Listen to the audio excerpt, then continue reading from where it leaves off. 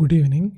എല്ലാവരെയും PSC ടോപ്പറിൻ്റെ Kerala PSC LDC 2024 പുതിയ ബാച്ചിലേക്ക് welcome ചെയ്യുന്നു. നമ്മൾ സിലബസ് ബേസ്ഡ് ക്ലാസ്സുകൾ ആരംഭിച്ചിട്ടുള്ളതാണ്. ജോഗ്രഫിയുടെ സിലബസ് ബേസ്ഡ് ക്ലാസ്സുകളാണ് ഇപ്പോൾ പോകുന്നത്. അതുപോലെ പ്രീവിയസ് ഇയർ ക്വസ്റ്റ്യൻ പേപ്പർ നമ്മൾ ഡിസ്കസ് ചെയ്യുന്നുണ്ട്. SSCRT ബേസ്ഡ് ആയിട്ടുള്ള ക്വസ്റ്റ്യൻ ബേസ്ഡ് ക്ലാസ്സുകൾ നമ്മുടെ പാരലായിട്ട് നടന്നു പോകുന്നുണ്ട്. അപ്പോൾ നമ്മൾ ജോഗ്രഫിയുടെ ഫസ്റ്റ് ക്ലാസ് കഴിഞ്ഞിരുന്നു. ഇത് സെക്കൻഡ് ക്ലാസ്സാണ്. ഉത്തരപർവ്വത മേഖലയെക്കുറിച്ചുള്ള ക്ലാസ്സാണ്. നമുക്കറിയാം എപ്പോഴും PSC ക്വസ്റ്റ്യൻ ചോദിക്കുന്ന ഒരു മേഖലയാണല്ലേ. നമുക്ക് ആദ്യ ക്വസ്റ്റ്യനിലേക്ക് പോകാം. നദീ താഴ്വരകളുടെ അടിസ്ഥാനത്തിൽ ഹിമാലയത്തെ 4 തരംതിരിച്ച വ്യക്തി ആരാണ്? നദീ താഴ്വരകളുടെ അടിസ്ഥാനത്തിൽ ഹിമാലയത്തെ 4 തരംതിരിച്ച വ്യക്തി. Option A George Everest, option B Sidney Bernard, option C ഇവ രണ്ടും, ഓപ്ഷൻ ഡി ഇവയൊന്നുമല്ല. ഇവിടെ നമുക്ക് ഈ ക്വസ്റ്റ്യൻ നമ്മൾ പൊതുവേ കണ്ടിട്ടുള്ളതാണ് അല്ലേ. SSCRT ബേസ് ചെയ്തൊരു ക്വസ്റ്റ്യൻ തന്നെയാണ് കേട്ടോ ഇത്. നമ്മൾ സിലബസ് ബേസ്ഡ് ആയിട്ടുള്ള ക്ലാസ് ആണെങ്കിലും ഇതിൽ SSCRTയിലെ പ്രധാനപ്പെട്ട പോയിൻറ്റ്സുകൾ നമ്മൾ പറഞ്ഞു പോകുന്നുണ്ട്. അപ്പോൾ ഇവിടെ ഓപ്ഷൻ ബി ആണ്, സിഡ്നി ബെർണാഡ് ആണ് അല്ലേ. അപ്പോൾ നമുക്കറിയാം നമ്മൾ കഴിഞ്ഞ ദിവസത്തെ ക്ലാസ് ഡിസ്കസ് ചെയ്തുകൊണ്ടിരുന്നത് ഇന്ത്യയുടെ 4 ഭൂപ്രകൃതി വിഭാഗങ്ങളെക്കുറിച്ചാണ്. അപ്പോൾ 4ഉം ഒന്ന് ഓർത്തെടുക്കാം. അതിനുശേഷം നമുക്ക് ഈ ഒരു ക്വസ്റ്റ്യനിലേക്ക് പോകാം. ഇന്ത്യയുടെ 4 ഭൂപ്രകൃതി വിഭാഗങ്ങളിൽ ഒന്നാമത്തേത് ഏതാണ്? അത് ഉത്തരപർവ്വത മേഖലയാണ്. ഉത്തരപർവ്വത മേഖല. രണ്ടാമത്തേതാണെങ്കിൽ അത് ഉത്തര മഹാസമതലം.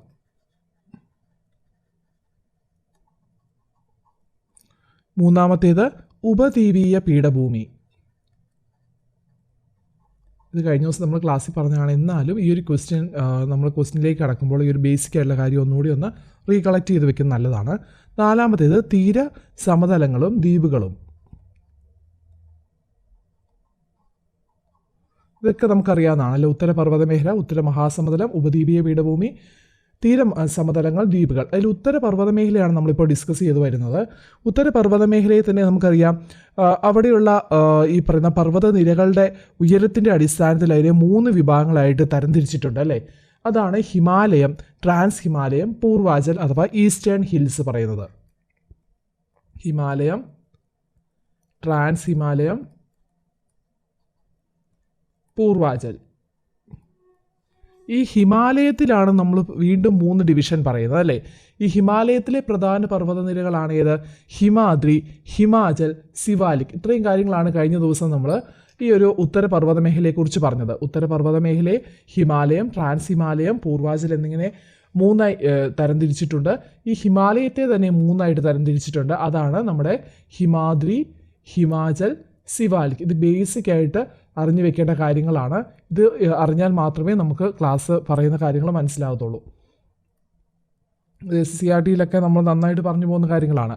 ഓക്കെ, അപ്പം നമ്മളിവിടെ പറഞ്ഞു നദീ താഴ്വരകളുടെ അടിസ്ഥാനത്തിൽ ഹിമാലയത്തെ ഈ പറഞ്ഞ സിഡ്നി ബെർണാഡ് തരംതിരിച്ചിട്ടുണ്ടെന്ന് പറഞ്ഞു. അതിൻ്റെ ഒരു ഫിഗറാണ് ഈ കാണിച്ചിട്ടുള്ളത്. പെട്ടെന്ന് മനസ്സിലാവാൻ വേണ്ടിയാണ് കേട്ടോ നമ്മൾ മാപ്പുകളൊക്കെ ഉൾപ്പെടുത്തിയിട്ടുള്ളത്. അപ്പോൾ ഇവിടെ പറയുകയാണെങ്കിൽ നമുക്ക് 4ആയിട്ട് തരംതിരിച്ചിരിക്കുന്നത് ഒന്നാണ് പഞ്ചാബ് ഹിമാലയ.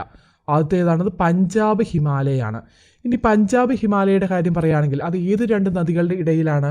അത് ഇൻഡസിനും അതുപോലെ തന്നെ എതിരാണ് സത്ലജിനും ഇടയിലാണ്. അഥവാ സിന്ധുവിനും സത്ലജിനും ഇടയിലാണ് പഞ്ചാബ് ഹിമാലയ സ്ഥിതി ചെയ്യുന്നത്. അപ്പോൾ ഒന്നാമത്തേത് നമ്മൾ പറഞ്ഞു പഞ്ചാബ് ഹിമാലയ. രണ്ടാമത്തേത് ഏതാണ്? അതാണ് കുമയൂൺ ഹിമാലയ. കുമയൂൺ ഹിമാലയം എന്ന് പറയുന്നത് അത് ഏതൊക്കെ നദിക്ക് ഇടയിലാണ്? സത്ലജിനും കാളിക്കും. അപ്പോൾ നമ്മളിവിടെ K എന്ന് പിന്നെ മനസ്സിലാവാൻ വേണ്ടിയാണ് കേട്ടോ നോട്ട് ചെയ്യുന്നത്. സത്ലജിനും കാളിക്കും ഇടയിലാണ് കുമയൂൺ ഹിമാലയ വരുന്നത്. ഇനി അടുത്തത് നേപ്പാൾ ഹിമാലയ, മൂന്നാമത്തേത്. ഈ നേപ്പാൾ ഹിമാലയ ഏതൊക്കെ നദിക്ക് ഇടയിലാണ്? കാളിക്കും അതുപോലെ തന്നെ ടീസ്റ്റയ്ക്കും. കാളിക്കും ടീസ്റ്റയ്ക്കും ഇടയിൽ വരുന്നതാണ് നേപ്പാൾ ഹിമാലയ. അടുത്തതാണ് ആസാം ഹിമാലയ. ആസാം ഹിമാലയ 4ാമത്തേതാണ്. അത് ഏതൊക്കെ നദികളുടെ ഇടയിലാണ് വരുന്നത്? അത് ടീസ്റ്റയ്ക്കും അതുപോലെ തന്നെ നമ്മുടെ ബ്രഹ്മപുത്ര എന്നാണ് നമ്മൾ SSCRT പഠിക്കുന്നത് കേട്ടോ. ദിഹാങ് അല്ല, നമ്മൾ പഠിക്കുമ്പോൾ ബ്രഹ്മപുത്ര എന്ന് പഠിക്കുന്നതാണ് നല്ലത്. ദിഹാങ് എന്ന് പഠിച്ചാലും കുഴപ്പമില്ല. ഓക്കെ, അപ്പോൾ നമ്മൾ പറഞ്ഞു 4ആയിട്ടാണ് ഈ പറയുന്ന സിഡ്നി ബെർണാഡ് നദീ താഴ്വരകളുടെ അടിസ്ഥാനത്തിൽ, അപ്പം നദിയെ ബേസ് ചെയ്തിട്ടാണല്ലോ ഇതുള്ളത്, നദീ താഴ്വരകളുടെ അടിസ്ഥാനത്തിൽ ഹിമാലയത്തെ വേർതിരിച്ചിട്ടുള്ളത്. ഒന്നാമത്തേത് പഞ്ചാബ് ഹിമാലയാണ്, സിന്ധുവിനും സത്ലജിനും ഇടയിലാണ്. അടുത്തത് കുമയൂണാണ്, അത് സത്ലജിനും കാളിക്കും ഇടയിലാണ്. ഇത് നേപ്പാളാണ്, കാളിക്കും ടീസ്റ്റയ്ക്കും ഇടയിലാണ്. ആസാമാണ് ടീസ്റ്റയ്ക്കും ബ്രഹ്മപുത്രയ്ക്കും ഇടയിലാണ്. ഏകദേശം ആ നദി ഒഴുകുന്ന ഒരു ലൊക്കേഷൻ ഒന്ന് മനസ്സിലാക്കി വെക്കുകയാണെങ്കിൽ തന്നെ നമുക്ക് ഈ ഒരു ഓർഡറിൽ ഇത് പഠിച്ചു പോകാം. ആസാം, നേപ്പാൾ, കുമയൂൺ, അതുപോലെ പഞ്ചാബ്. നമുക്കറിയാമല്ലോ സിന്ധു നദി കൂടുതലും ഒഴുകുന്ന പഞ്ചാബിലൂടെയാണ്. 5 നദികളുടെ നാടാണല്ലോ പഞ്ചാബ്. അങ്ങനെയൊക്കെ നമുക്കിങ്ങനെ കണക്ട് ചെയ്ത് പഠിച്ചു വെക്കാവുന്നതേ ഉള്ളൂ കേട്ടോ. ഇത് ഈസി ആയിട്ടുള്ള കാര്യമാണ്. SCERT ടെക്സ്റ്റ് ബുക്കിലുള്ളതാണ്. അപ്പോൾ നിർബന്ധമായും പഠിക്കണം. അടുത്ത ക്വസ്റ്റ്യനിലേക്ക് പോകാം. ഇന്നർ ഹിമാലയ എന്നറിയപ്പെടുന്ന പർവ്വതനിര ഏതാണ്? ഹിമാചൽ, സിവാലിക്, ഹിമാദ്രി ഇവയൊന്നുമല്ല. ഇതിലേതാണ് ഇന്നർ ഹിമാലയം? നമുക്കറിയാം അത് ഈ ഇന്നർ ഹിമാലയം എന്നറിയപ്പെടുന്നത് ഹിമാദ്രിയാണ് അല്ലേ? ഹിമാദ്രി. സാധാരണ നമ്മൾ ഇതിനെ ഗ്രേറ്റർ ഹിമാലയ എന്ന് പറയും.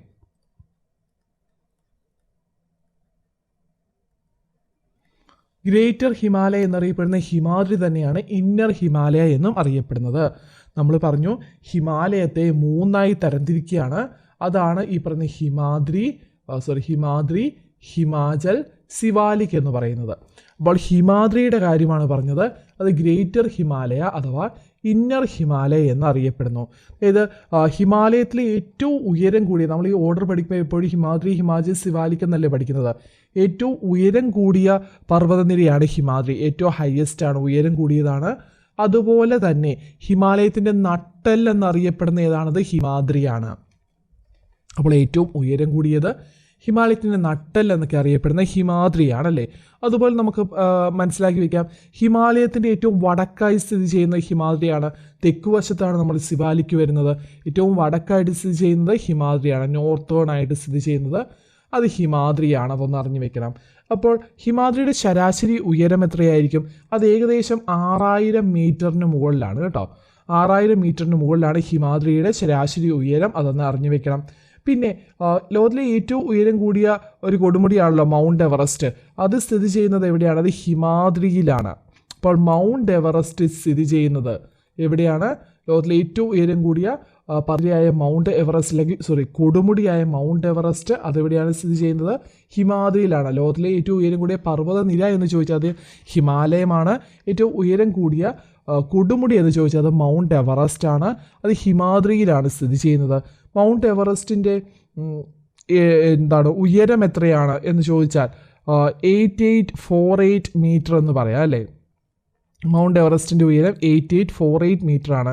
ചിലയിടത്ത് 8850 മീറ്റർ എന്നും കാണിക്കാറുണ്ട് കേട്ടോ.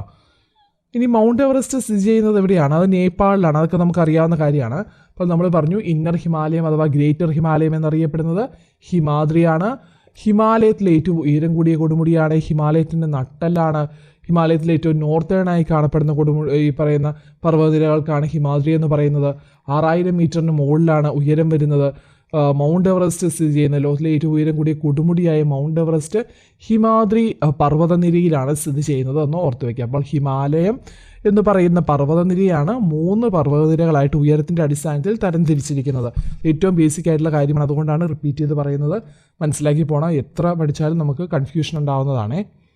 അപ്പോൾ ഇവിടെ ഒരു ഫിഗർ നിങ്ങൾക്ക് മനസ്സിലാക്കാൻ തന്നിട്ടുണ്ട്.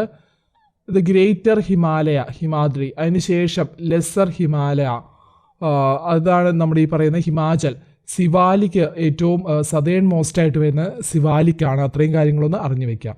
ഗ്രേറ്റർ ഹിമാലയാണ് ഇന്നർ ഹിമാലയ എന്നറിയപ്പെടുന്നത്. സിവാലിക്കാണ് ഔട്ടർ ഹിമാലയ എന്നറിയപ്പെടുന്നത്. അടുത്ത ക്വസ്റ്റ്യൻ നോക്കാം. ടിബറ്റിൽ മൗണ്ട് എവറസ്റ്റ് അറിയപ്പെടുന്ന പേരേതാണ്?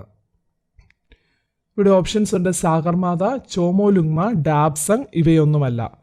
ടിബറ്റിൽ മൗണ്ട് എവറസ്റ്റ് അറിയപ്പെടുന്നത് ഓപ്ഷൻ ബി ആണ്, ചോമോലുങ്മ എന്നാണ് അല്ലേ. മൗണ്ട് എവറസ്റ്റ് എവിടെയാണ് സ്ഥിതി ചെയ്യുന്നത്? നേപ്പാളിലാണ്. നമ്മൾ മുമ്പേ മൗണ്ട് എവറസ്റ്റുമായി ബന്ധപ്പെട്ട ഒരു ക്വസ്റ്റ്യൻ പറഞ്ഞു. നമ്മുടെ ലോകത്തിലെ ഏറ്റവും ഉയരം കൂടിയ കൊടുമുടിയാണ്. ഏറ്റവും ഉയരം കൂടിയ കൊടുമുടി അല്ലേ, ഉയരം കൂടിയ കൊടുമുടിയാണ് മൗണ്ട് എവറസ്റ്റ്. നേപ്പാളിലാണ് സ്ഥിതി ചെയ്യുന്നത്. അത് ടിബറ്റിലാണെങ്കിൽ ചോമോലുങ്മ എന്നറിയപ്പെടുന്നു. നേപ്പാളിലാണെങ്കിൽ സാഗർമാത എന്നറിയപ്പെടുന്നു. അപ്പോൾ മൗണ്ട് എവറസ്റ്റ് നേപ്പാളിൽ സാഗർമാത എന്നറിയപ്പെടുന്നു. എന്നാൽ ടിബറ്റിൽ ചോമോലുങ്മ എന്നറിയപ്പെടുന്നു. ഏറ്റവും ഉയരം കൂടിയ കൊടുമുടിയാണെന്ന് നമുക്കറിയാം.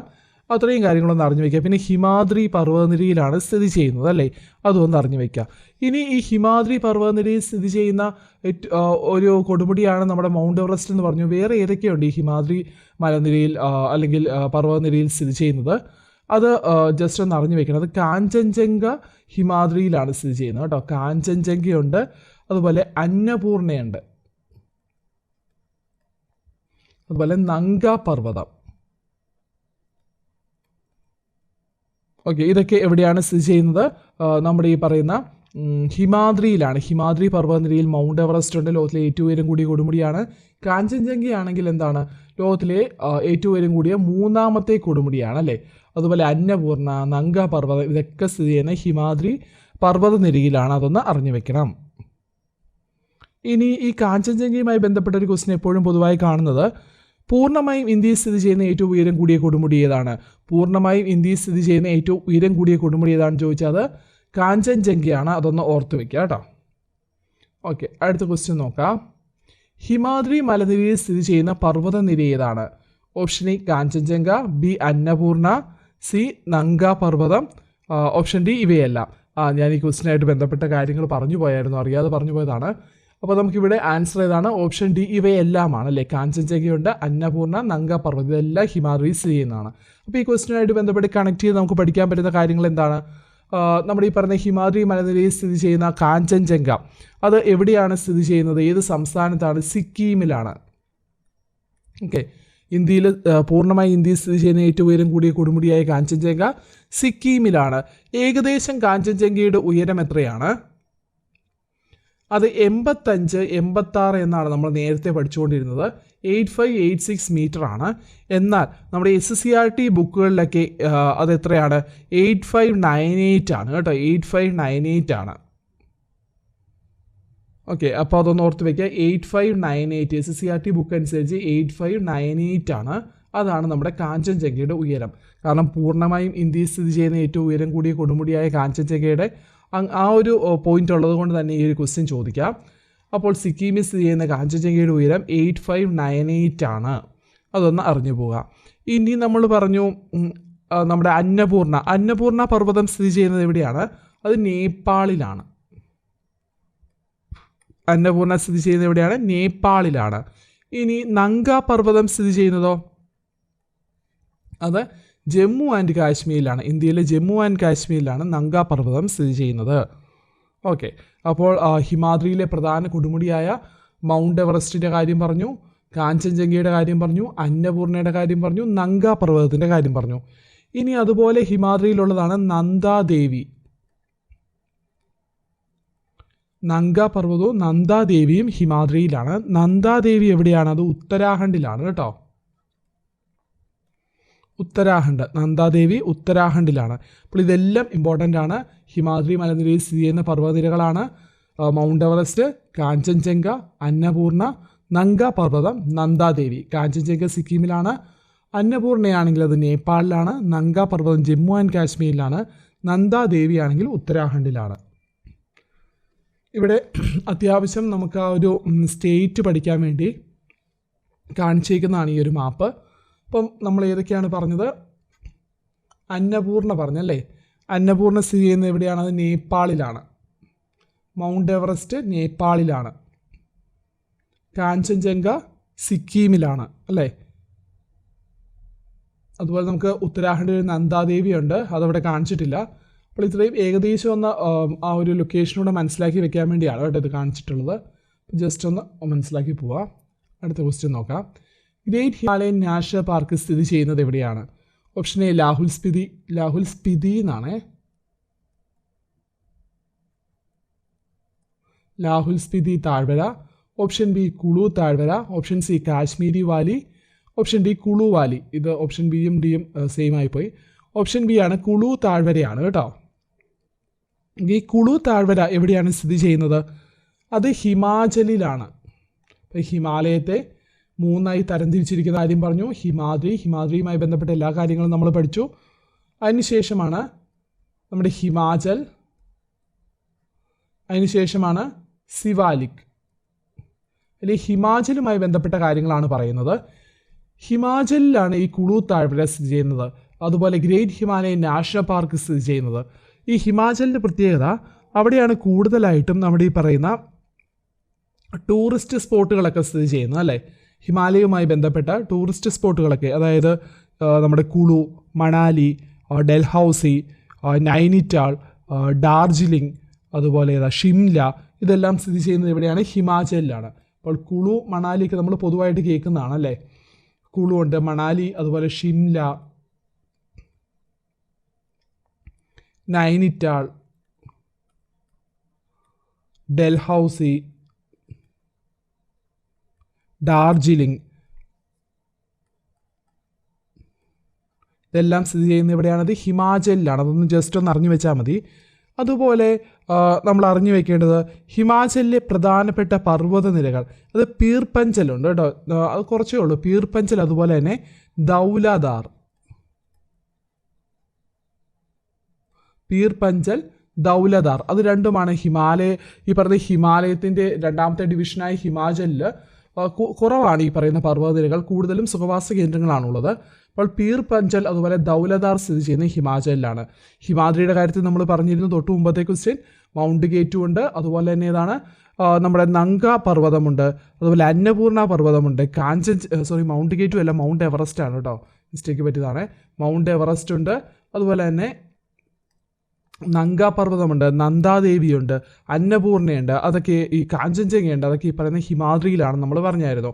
അതിൽ കാഞ്ചൻജംഗയുടെ ഒരു പ്രധാന പോയിന്റ് നമ്മൾ പറഞ്ഞിട്ടുണ്ടായിരുന്നു, ഇന്ത്യയിൽ തന്നെ പൂർണ്ണമായും സ്ഥിതി ചെയ്യുന്ന ഏറ്റവും വലിയ കൊടുമുടിയാണല്ലേ. അതുപോലെ പൂർണ്ണമായി ഇന്ത്യ സ്ഥിതി ചെയ്യുന്ന ഉയരം കൂടി രണ്ടാമത്തെ കൊടുമുടി ഏതാണെന്ന് ചോദിച്ചാൽ നന്ദാദേവിയാണ്. നമ്മൾ പറഞ്ഞിരുന്നു ഉത്തരാഖണ്ഡിലാണെന്ന് പറഞ്ഞു. കാഞ്ചൻജംഗ ആണെങ്കിൽ സിക്കിമിലാണ്, നന്ദാദേവി ആണെങ്കിൽ ഉത്തരാഖണ്ഡിലാണ്. അതൊക്കെ ഒന്ന് അറിഞ്ഞു വെക്കണം കേട്ടോ, റിപ്പീറ്റ് ചെയ്ത് പറയുന്നത് ഇമ്പോർട്ടൻ്റ് ആയതുകൊണ്ടാണ്. ഇനി ഹിമാചലിൻ്റെ കേസ് പറഞ്ഞു, പീർ പഞ്ചൽ, ദൗലധാർ, 2 പർവ്വതനിരകളാണ് പഠിക്കാനുള്ളത്. ഓക്കെ, അടുത്ത ക്വസ്റ്റ്യനിലേക്ക് പോവാം. ഇന്ത്യയിൽ മഴക്കാടുകൾ കൂടുതലായി കാണപ്പെടുന്ന പ്രദേശം ഏതാണ്? മധ്യ ഇന്ത്യ പൂർവ്വഘട്ടം, വടക്ക് കിഴക്കൻ ഹിമാലയം പശ്ചിമഘട്ടം, വടക്ക് കിഴക്കൻ ഹിമാലയൻ പൂർവ്വഘട്ടം. ഇവിടെ ആൻസർ ഓപ്ഷൻ സി ആണ്, വടക്ക് കിഴക്കൻ ഹിമാലയം പശ്ചിമഘട്ടം. ഇവിടെയാണ് ഏറ്റവും കൂടുതൽ മഴക്കാടുകൾ കാണപ്പെടുന്നത്. നമുക്ക് നോക്കാം. ഇന്ത്യൻ സബ് കോണ്ടിനെൻറ്റിൻ്റെ ഒരു ബയോഗ്രഫിക് റീജിയൻസ് കാണിക്കുന്ന ഒരു മാപ്പാണിത്. കൂടുതലായും NCERT ഒക്കെയാണ് കേട്ടോ നമ്മൾ റെഫറൻസ് പറയുന്നത്. അപ്പോൾ ഇവിടെ നമുക്ക് ജസ്റ്റ് മനസ്സിലാക്കാൻ വേണ്ടിയാണ്, നമ്മൾ ഒരിക്കലും ഇതൊന്നും നമുക്ക് കാണാതെ പഠിച്ചു വയ്ക്കാൻ പറ്റില്ല. അപ്പം മനസ്സിലാക്കി പഠിക്കുക എന്നതാണ് കാര്യം. അപ്പോൾ കൂടുതലും ഇങ്ങനെയൊരു മാപ്പുകൾ കണ്ട് പഠിക്കുകയാണെങ്കിൽ നിങ്ങൾക്ക് അത് ഈസി ആയിരിക്കും. അപ്പം നിങ്ങൾക്കറിയാം ഇവിടെ ഒന്നാമത് മാർക്ക് ചെയ്ത് കാണിച്ചിട്ടുള്ള ട്രാൻസ് ഹിമാലയാണ് അല്ലേ, ട്രാൻസ് ഹിമാലയം. അതിനുശേഷം നമ്മുടെ ഈ പറയുന്ന ഹിമാലയത്തിൻ്റെ ഭാഗങ്ങളും കാണിച്ചിട്ടുണ്ട്, അതാണ് ഗ്രേറ്റർ ഹിമാലയം, അതുപോലെ തന്നെ നമ്മുടെ ലെസ്സർ ഹിമാലയം അഥവാ മിഡിൽ ഹിമാലയം, അതിനുശേഷം ഔട്ടർ ഹിമാലയം അഥവാ നമ്മുടെ സിവാലിക് റേഞ്ചസ് പറയുന്നത്. അപ്പോൾ നമുക്കറിയാം ഹിമാദ്രിയാണ് ഗ്രേറ്റർ ഹിമാലയം അല്ലേ, അല്ലെങ്കിൽ ഇന്നർ ഹിമാലയം. അതുപോലെ മിഡിൽ ഹിമാലയമാണ് നമ്മുടെ ഹിമാചൽ, അത് പറയാൻ വിട്ടുപോയായിരുന്നു. മിഡിൽ ഹിമാലയം അഥവാ ലെസ്സർ ഹിമാലയം എന്നൊക്കെ അറിയപ്പെടുന്നത് നമ്മുടെ ഹിമാചലാണ്. അതിനുശേഷം സിവാലിക് ആണെങ്കിൽ ഔട്ടർ ഹിമാലയം നമ്മൾ പറഞ്ഞിട്ടുണ്ടായിരുന്നു. അതുപോലെയാണ് ഈ കാണുന്നത് നമ്മുടെ ഈ പറയുന്ന നോർത്ത് ഈസ്റ്റ് ഹിൽസ് ആണ് കേട്ടോ. ഈ ഭാഗമാണ് നോർത്ത് ഈസ്റ്റ് ഹിൽസ് എന്നറിയപ്പെടുന്നത്. അപ്പോൾ ഈ വടക്ക് കിഴക്കൻ ഹിമാലയത്തിലും അതുപോലെ തന്നെ നമ്മുടെ ഈ പശ്ചിമഘട്ടം ഇങ്ങനെ കാണപ്പെടുന്ന ഈ പശ്ചിമഘട്ട ഭാഗങ്ങളിലാണ് ഏറ്റവും കൂടുതൽ മഴക്കാടുകളുള്ളത്, ഇന്ത്യയിൽ ഏറ്റവും കൂടുതൽ മഴക്കാടുകളുള്ളത്. അതൊന്ന് അറിഞ്ഞു വെക്കണം. ഇനി പ്രധാനപ്പെട്ട ഇന്ത്യയുടെ ബയോഗ്രഫിക് റീജിയൻ ഏതാണെന്ന് ചോദിച്ചാൽ നമ്മുടെ ഈ പറയുന്ന ഗംഗാ സമതലം കാണാം അല്ലേ, നമുക്കിവിടെ ഗംഗാ സമതലം കാണാം. അതുപോലെ തന്നെ ഈ ഒരു പീഠഭൂമി കാണാം, ഉപദ്വീപീയ പീഠഭൂമി കാണാം, ഈ ഒരു ഭാഗം കാണാം. അതുപോലെ ഇവിടെ കൂടുതലായിട്ടും കാണിച്ചിട്ടുള്ള പ്രധാനപ്പെട്ട റേഞ്ചുകൾ കാണിച്ചിട്ടുണ്ട്, പർവ്വതനിരകൾ കാണിച്ചിട്ടുണ്ട്, ആരവല്ലി പർവ്വതനിരകൾ കാണിച്ചിട്ടുണ്ട്, വിന്ധ്യ, സത്പുര, അത് വളരെ ഇമ്പോർട്ടൻ്റ് ആണ് കേട്ടോ. വിന്ധ്യയാണ് നോർത്തേൺ ഭാഗത്ത് വരുന്നത്, സത്പുരയാണ് സതേൺ ഭാഗത്ത് വരുന്നത്. ഇത് രണ്ടും കൂടെ നമ്മളെപ്പോഴും വിന്ധ്യ സത്പുര നിരകളെന്നേ പറയാറുള്ളൂ. പക്ഷേ അതിൻ്റെ ഇടയ്ക്കൂടി ഈ നർമ്മദാ നദി ഒഴുകുന്നതുകൊണ്ട് തന്നെ നമ്മളത് ഏതാണ് നോർത്ത് ഉള്ളത് ഏതാണ് സൗത്ത് ഉള്ളതെന്ന് അറിഞ്ഞു വെക്കണം. ഇപ്പോൾ സത്പുരയാണ് സൗത്ത്, SS വെച്ചത് കണക്ട് ചെയ്ത് വെക്കാം. ഇപ്പോൾ സത്പുര സൗത്തിലാണ്, വിന്ധ്യ നോർത്തിലാണ്, ഇടയിലൂടെയാണ് നർമ്മദാ നദി ഉള്ളത്, അതും അറിഞ്ഞു വെക്കാം. ഈ ഒരു മാപ്പ് വെച്ച് നമ്മൾ ഇത്രയും കാര്യങ്ങളെങ്കിലും ജസ്റ്റ് മനസ്സിലാക്കി വെക്കണം. അടുത്ത ക്വസ്റ്റ്യൻ നോക്കാം. സിവാലിക് പർവ്വതനിരയ്ക്ക് ലംബമായി കാണപ്പെടുന്നതും വീതിയേറിയതും വിസ്തൃതവുമായ താഴ്വരകൾ എങ്ങനെ അറിയപ്പെടുന്നു? ഓപ്ഷൻ എ ഡെറാഡൂൺ, ബി ഡൂണുകൾ, സി ടെറായ്, ഓപ്ഷൻ ഡി ഇവയൊന്നുമല്ല. ഓപ്ഷൻ ബി ആണ്, ഡൂണുകളാണ് അല്ലേ, ഡൂൺസ്. സിവാലി പർവ്വതനിരയ്ക്ക് ലംബമായി കാണപ്പെടുന്ന വീതിയേറിയതും വിസ്തൃതവുമായിട്ടുള്ള താഴ്വരകളാണ് ഡൂണുകൾ. നമ്മൾ സിവാലിക് പഠിച്ചു, ഹിമാലയത്തിൻ്റെ ഈ പറയുന്ന 3 ഡിവിഷനിൽ ഹിമാദ്രി, ഹിമാചൽ, സിവാലിക് പഠിച്ചു. ഈ സിവാലിക്കുമായി ബന്ധപ്പെട്ട പ്രധാനപ്പെട്ട പോയിന്റുകളാണ് പറയുന്നത്. ഔട്ടർ ഹിമാലയം എന്നറിയപ്പെടുന്നു, നമ്മൾ പറഞ്ഞ കാര്യമാണ്. അതുപോലെ ശിവന്റെ തിരുമുടി എന്ന ഒരു വാക്കിൽ നിന്നാണ് സിവാലിക് എന്ന് പറയുന്ന പേര് വന്നത് കേട്ടോ.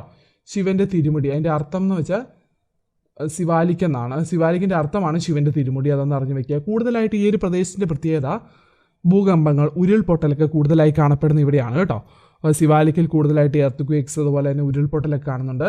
പിന്നെ അവിടെ ഒരു ടെറസ് കൾട്ടിവേഷനാണ്, അത് നമുക്കറിയാം, തട്ടുതട്ടായ കൃഷിയാണല്ലേ. ടെറസ് കൾട്ടിവേഷൻ കാണപ്പെടുന്നത് സിവാലിക്കിലാണ്, അതൊന്ന് അറിഞ്ഞു വെക്കണം. പിന്നെ സിവാലിക് താഴ്വരയിൽ കാണപ്പെടുന്ന പ്രധാനപ്പെട്ട ഡൂണുകൾ ഏതൊക്കെയാണ്? അതാണ് നമ്മുടെ ഡെറാഡൂൺ, അതുപോലെ തന്നെ കോഡ്ലി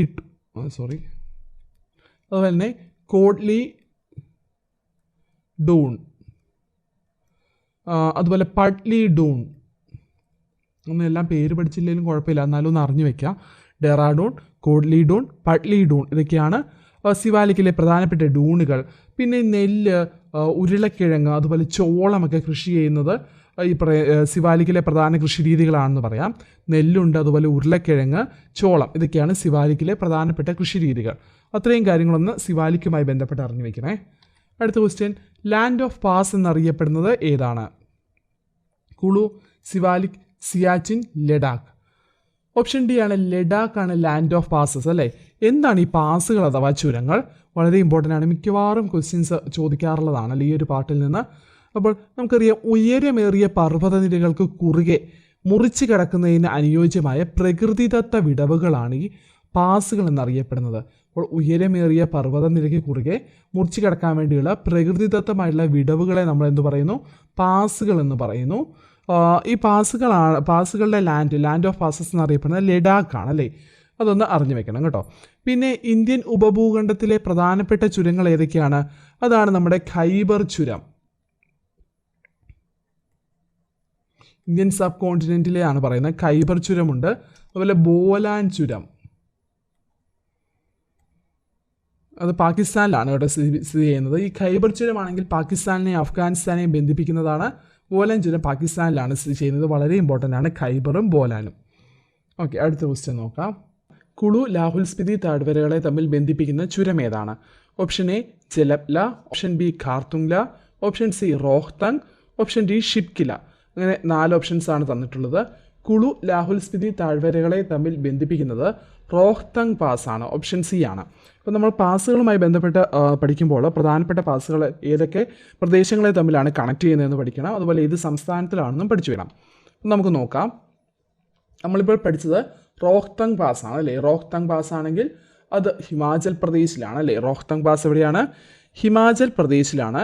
കുളു ലാഹുൽ സ്പിതിയെ കണക്ട് ചെയ്യുന്നു.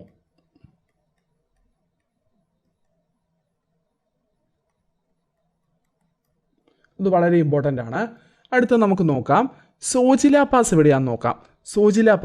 സോജില പാസ് പ്രധാനപ്പെട്ടതാണ് അല്ലേ, ജമ്മു കാശ്മീരിലാണ്. ഇവിടെ നോക്കുകയാണെങ്കിൽ ഇതാണ് സോജില പാസ്, 2 മാർക്ക് ചെയ്തിട്ടുണ്ട്. ജമ്മു കാശ്മീരിലാണ് സ്ഥിതി ചെയ്യുന്നത്. ശ്രീനഗറിനെ കാശ്മീരുമായി കണക്ട് ചെയ്യുന്നു. കാർഗിലുമായി കണക്ട് ചെയ്യുന്നു. കാശ്മീരല്ല, കാർഗിൽ പറഞ്ഞപ്പോൾ മാറിപ്പോയതാണ്. കാർഗിലുമായി കണക്ട് ചെയ്യുന്നു. ശ്രീനഗറിനെ കാർഗിലുമായി കണക്ട് ചെയ്യുന്നത് സോജില പാസ് ആണ്. അടുത്തതാണെങ്കിൽ ഹാർദുങ്ല പാസ്. ഹാർദുങ്ല പാസ് ഉണ്ട്. ഹാർദുങ്ല പാസ് ആണെങ്കിൽ ലേയെ സിയാച്ചിൻ ഗ്ലേഷ്യറുമായി കണക്ട് ചെയ്യുന്ന ഹാർദുങ്ല പാസ് ആണ്. അത് പഠിച്ചു വെക്കണം. ലേയെ സിയാച്ചിൻ ഗ്ലേഷ്യറുമായി കണക്ട് ചെയ്യുന്ന ഏതാണ്? ഹാർദുങ്ല പാസ് ആണ്. വളരെ ഇമ്പോർട്ടൻ്റ് ആണ്. അടുത്തത് ബെനിഹാൽ പാസ് എവിടെയാണ്? ബെനിഹാൽ പാസ് ആണെങ്കിൽ ജമ്മുവിനെ ശ്രീനഗറുമായി കണക്ട് ചെയ്യുന്നു. നമുക്ക് പഠിക്കാൻ എളുപ്പമാണ് അല്ലേ. ജമ്മുവിനെ ശ്രീനഗറുമായി കണക്ട് ചെയ്യുന്നു. അപ്പോൾ നമ്മൾ പഠിക്കുമ്പോൾ ഈ 2ഉം 4ഉം തമ്മിൽ മാറിപ്പോകരുത്. ശ്രീനഗറിനെ കാർഗിലുമായി കണക്ട് ചെയ്യുന്നത് സോജില പാസ്സാണ്. ജമ്മുവിനെ ശ്രീനഗറുമായി കണക്ട് ചെയ്യുന്നതാണ് ബെനിഹാൽ പാസ്. ജമ്മുവിനെ ശ്രീനഗറുമായി കണക്ട് ചെയ്യുന്നത് ബെനിഹാൽ പാസും, അതുപോലെ ഈ പറയുന്ന ശ്രീനഗറിനെ കാർഗിലുമായി കണക്ട് ചെയ്യുന്നത് സോജില പാസ്സാണ്. അപ്പോൾ മറന്നു പോകരുത് കേട്ടോ. ഇത് സോജില, ഇത് ബെനിഹാൽ. ലേ സിയാച്ചിൻ ഗ്ലേഷ്യറിനെ തമ്മിൽ കണക്ട് ചെയ്യുന്നത് ഏതാണ്? ഖാർതുങ്ലയാണ്.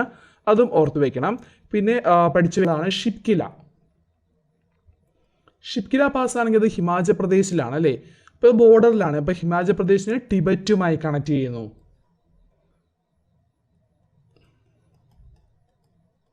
ഹിമാചൽ പ്രദേശിനെ ടിബറ്റുമായി കണക്ട് ചെയ്യുന്നത് ഷിപ്കിലയാണ്.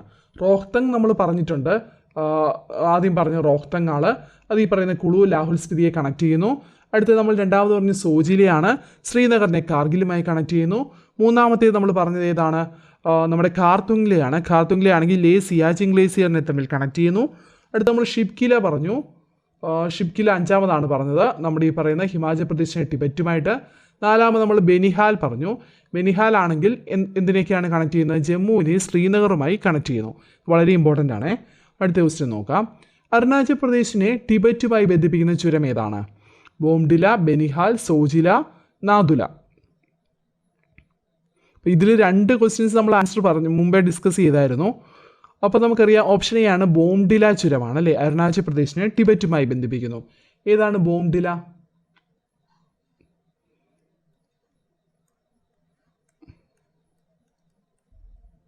അരുണാചൽ പ്രദേശിനെ ടിബറ്റുമായി ബന്ധിപ്പിക്കുന്നത് ബോംഡില ചുരമാണ്. വളരെ ഇമ്പോർട്ടൻ്റ് ആണ്.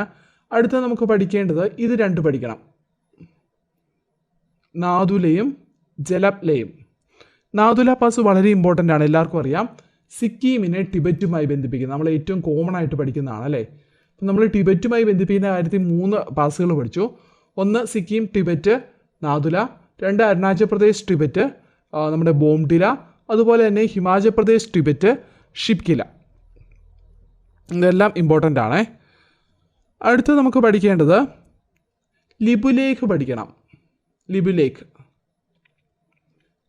അതിപ്പോൾ പറഞ്ഞ പോലെ തന്നെ ഉത്തരാഖണ്ഡിനെ ടിബറ്റുമായി ബന്ധിപ്പിക്കുന്നു. ലിബുലേക്ക് ആണെങ്കിൽ ഉത്തരാഖണ്ഡിനെ ടിബറ്റ്.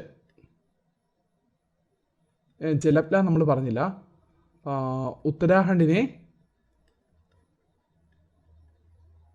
നമ്മുടെ ഈ പറയുന്ന നമ്മൾ പഠിക്കുന്നത് ഇപ്പോൾ ലിബുലേക്കാണ്. ഉത്തരാഖണ്ഡിനെ ടിബറ്റുമായി കണക്ട് ചെയ്യുന്നത്. ടിബറ്റുമായി കണക്ട് ചെയ്യുന്ന ഒന്ന് ഓർഗനൈസ് ചെയ്ത് പഠിക്കാൻ വേണ്ടിയാണത് പറഞ്ഞത്.